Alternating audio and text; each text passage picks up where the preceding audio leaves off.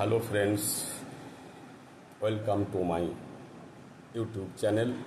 আমি প্রথমে আপনাদেরকে বা তোমাদেরকে ছাত্রছাত্রীদেরকে ভালোবাসা জানাচ্ছি, সাদর সম্ভাষণ জানাচ্ছি, কল্যাণ কামনা করছি, উজ্জ্বল ভবিষ্যৎ কামনা করছি প্রত্যেকেরই। এই সকালবেলায় আমি চাই সকলেই একটা উজ্জ্বল ভবিষ্যতের দিকে এগিয়ে যান।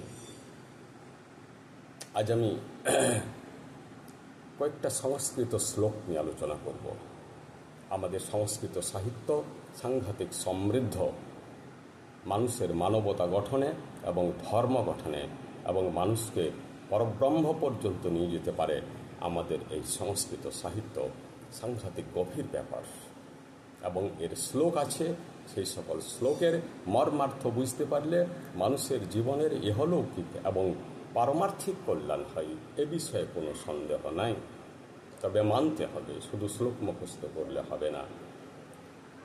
আমি বিশ্লেষণ করছি আমার এই ক্ষুদ্র বুদ্ধি নিয়ে, সেই মহাপণ্ডিতদের কথা আমি বিশ্লেষণ করছি। আমার মতো অধম ব্যক্তি ভুল হলে দয়া করে ক্ষমা করবেন, কমেন্ট করবেন, আর আমাকে একটা লাইক করবেন আর সাবস্ক্রাইব করবেন।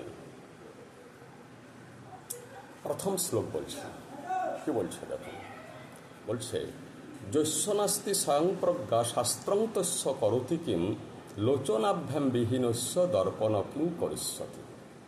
মানে কি, যস্য নাস্তি স্বয়ং প্রজ্ঞা, যার নিজের প্রজ্ঞা মানে জ্ঞান নাই, শাস্ত্রং তস্য করতি কিম, শাস্ত্র পড়ে তার কি হবে, লোচনাভ্যাম বিহীনস্য দর্পণ কিং করিষ্যতি, যার নিজের চোখে আলো নাই, যে অন্ধ, আয়নাই আয়নাতে দর্পণে সে কি তার মুখ দেখতে পাবে? পাবে না।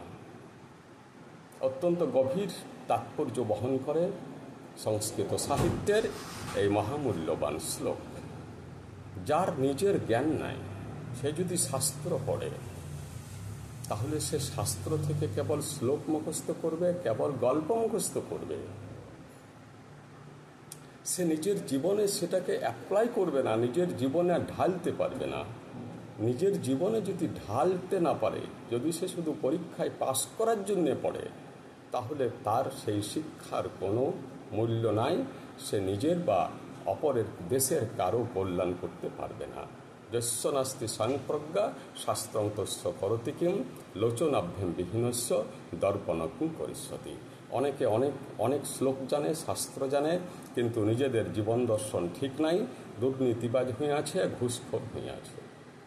পড়িছে তো অনেক, কিন্তু নিজের চোখে যদি আলো না থাকে তাহলে সেই শাস্ত্র তাকে কিছু দান করতে পারবে না। আমাদের সূর্যদেব প্রতিদিন প্রতি মুহূর্তে রাশি রাশি সূর্যালোক আমাদের দিকে ছুড়ে দিচ্ছেন, যে কেউ নিতে পারো, কিন্তু যার নিজের চোখে আলো নাই, যে অন্ধ, সে এই পৃথিবীর কিছুই দেখতে পাবে না। তাই বুদ্ধদেব বলেছিলেন আত্মদীপ ভব, অর্থাৎ নিজেই নিজের আলো হয়ে যাও। আপনারা যারা খুব পড়াশোনা করেন, অনেক বাড়িতে চর্চা করেন, কীর্তন করেন, বা যে কোনো ধর্মের সৎ চর্চা করেন, সৎ সঙ্গ করেন, বা গুরু নির্বাচন করেছেন, দেখবেন আপনাদের ওই যে সব গ্রন্থ বা পড়ার আগ্রহ বা সদ্গুরুর কাছে আপনার আগমন, এটা কোথা থেকে এসেছে? এটা এসেছে আপনার অন্তরের আলো থেকে। আপনার অন্তরে যদি আলো না থাকে তাহলে আপনার বাড়িতে কোনো গ্রন্থ থাকবে না, আপনার গুরু থাকবে না, আপনার কোনো উন্নত মস্তিষ্ক থাকবে না, আপনার জ্ঞান অর্জনের কোনো ইচ্ছা হবে না। অর্থাৎ আমাদের অন্তরটাই বড় জিনিস। আন্তরিক শক্তি না থাকলে আপনি কোনো ভালো লোকের সংস্পর্শে যেতেই পারবেন না, কোনো সৎ গ্রন্থের সংস্পর্শে যেতেই পারবেন না। অর্থাৎ আপনি যে গুরুকে এনেছেন, সেই গুরুদেব আপনিই তাকে এনেছেন, আপনিই তো তাকে এনেছেন। আপনি যে অনেক গ্রন্থ পড়ছেন, সেই গ্রন্থগুলো আপনার যে বাড়িতে আছে, সেই গ্রন্থগুলো কে এনেছে? আপনার অন্তর এনেছে। আপনার অন্তরের আলো ওই বাইরের আলো আরও সংগ্রহ করেছে। যে কিছুই জানে না, সে বই আনবে না, সে বই পড়বে না, তার কোনো গুরু থাকবে না। আর গুরু থাকলে যেমন শিষ্য তেমনি গুরু হবে, বুঝতেই পারছেন। দেবতাদের গুরু বৃহস্পতি আর অসুরদের গুরু শুক্রাচার্য। অসুররা বৃহস্পতিকে গুরু হিসেবে গ্রহণ করলেন না, কারণ বৃহস্পতি দৈব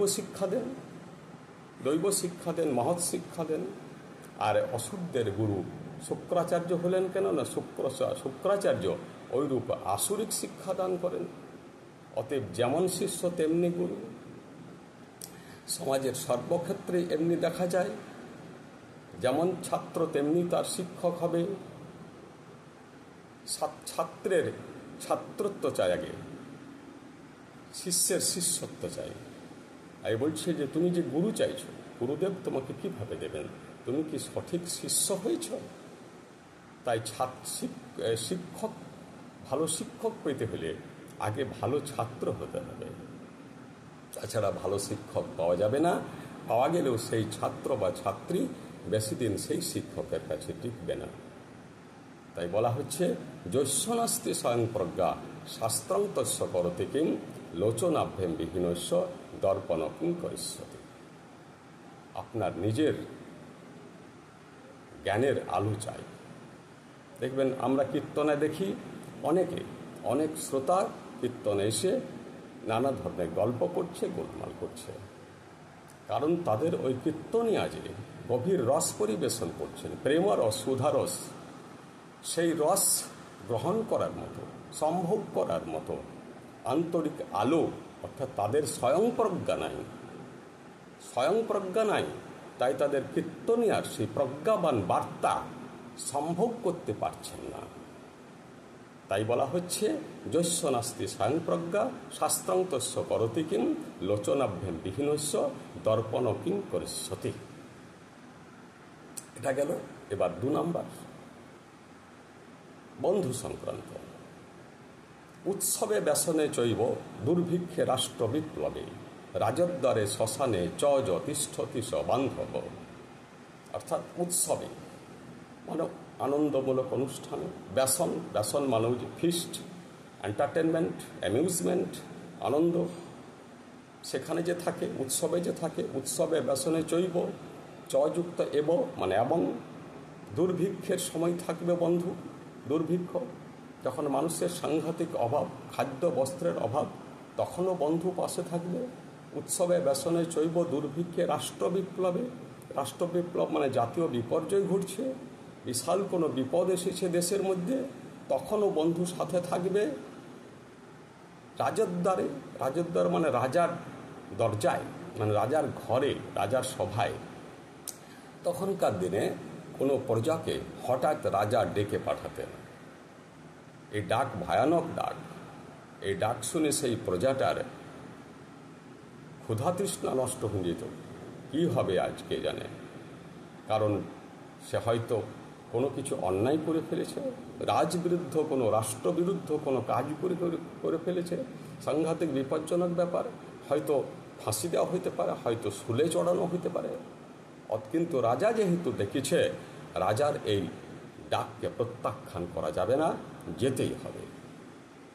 তাই এই সময় তার যে বন্ধু, তাকেও এই বন্ধুর সাথে সঙ্গ দিতে হবে। এত ভয়ানক স্থানেও বন্ধুকে সাথে থাকতে হবে, তবেই সে যথার্থ বন্ধু, আদর্শ বন্ধু। উৎসবে ব্যসনে চৈব দুর্ভিক্ষে রাষ্ট্র বিপ্লবে রাজদ্বারে শ্মশানে যে থাকবে, মানুষের একেবারে শেষ দশা, শ্মশানেও বন্ধুকে যেতে হবে। মানুষ মারা যায়, বন্ধুও মারা যেতে পারে, সেদিনও যেতে হবে। বন্ধুর সেই শেষকৃত্যে বন্ধুকে যোগদান করতে হবে, কারণ মৃত্যু স্বাভাবিক নিয়ম। মৃত্যু ছাড়া জগৎ চলবেই না। মৃত্যু যদি না থাকতো, আপনার 14 পুরুষ যদি আজও বেঁচে থাকতেন, তাহলে আপনার কি খুব একটা সুবিধা হতো? জন্ম যেমন আছে, মৃত্যুও তেমনি আছে। মৃত্যুর কারণ কি জানেন? জন্মই মৃত্যুর কারণ। জন্ম হয়েছে, অতএব মৃত্যু হবে। অতএব সব সময় এই সব পরিস্থিতিতে যে বন্ধু থাকে, সেই আদর্শ বন্ধু। আমরা কি করি বাস্তবে? বন্ধু গরিব হয়ে গেলে চাকরিওয়ালার বন্ধুটা তাকে আর ফোন পর্যন্ত করে না। অর্থাৎ সে বন্ধু নয়, সে যথার্থ বন্ধু নয়। সে ছিল সুবিধাবাদী বন্ধু, অহংকারী বন্ধু, নিজের টাইম পাস করার জন্য বন্ধুর সাথে গল্প করতে যেত। এখন যেহেতু বড় হয়ে গেছে আর ওই বন্ধুকে সে ছোট মনে করছে, অতএব তার সাথে মেলামেশাটাকে সে হীন মনে করছে, সে অপমানিত বোধ করছে। তার মধ্যে একটা ইগো তৈরি হয়েছে, ইগো, অহংকার। কিন্তু এটা তো বন্ধুত্ব হলো না।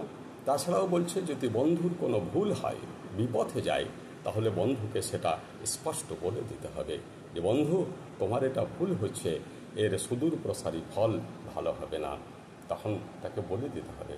তাছাড়া বন্ধু কী করে? কারণ ওই বিপথে যাওয়ার ফলে বন্ধুর ক্ষতি হবে, বন্ধুর কল্যাণ হবে না। বন্ধুর কল্যাণ চাইবে, তবেই তো বন্ধু। আমাদের সংস্কৃত সাহিত্যে কালিদাসের লেখায় শকুন্তলা, অভিজ্ঞান শকুন্তলা দেখা যায় শকুন্তলার দুই বান্ধবী ছিল। তাদের নাম ছিল অনসূয়া এবং প্রিয়ঙ্গদা। তারা ছিল যথার্থ বন্ধু বা বান্ধবী। অনসূয়া মানে যার অসূয়া অর্থাৎ ঈর্ষা নাই, প্রিয়ঙ্গদা মানে যে সবসময় প্রিয় কথা বলে। সে বন্ধুর বা ওই শকুন্তলার ব্যাপারে, সুখ দুঃখের ব্যাপারে তারা সম্পূর্ণ সচেতন ছিল, তারা হিংসা করে নাই। এই একটা আদর্শ বন্ধুর দৃষ্টান্ত। মহাভারতে দেখা যায় কৃষ্ণের বন্ধু ছিল সুদামা। সুদামা ছিলেন সাংঘাতিক দরিদ্র, তার দারিদ্র কখনো যায় নাই। কিন্তু কৃষ্ণ যখন রাজা পর্যন্ত হয়ে গেলেন, কৃষ্ণ অথরিটি লাভ করেছেন, রাজা বলা যায় না, কৃষ্ণ কখনো রাজা হন নাই।